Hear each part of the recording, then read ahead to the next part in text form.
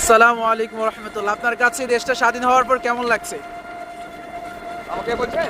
হ্যাঁ, আপনার কাছে কেমন লাগছে? আপনি একজন আমার রিক্সা কাছে চালক খুব হিসেবে। আনন্দ লাগছে, খুব ফুর্তি লাগছে। কোথাও বাইরে বেড়াতে পারি নাই, এই মহামারীতে বাইরে বেড়াতে পারি নাই। এখন খুব আনন্দ লাগছে, ফুর্তি লাগছে, জনগণের দেখা সাক্ষাৎ করতে। এই যে 15টা বছর আমাদেরকে কথা বলার স্বাধীনতা দেয় নাই, দেয় নাই। কিছু বলতে পারতাম না, মানে রাস্তাঘাটে সুন্দরভাবে চলাফেরা করতে পারতাম না, হুমকি ধামকি বিভিন্ন ভাবে। এখন আল্লাহর রহমতে খুব ঘোরাফেরা, আজকের দিনটা খুব ঘোরাফেরা। এখন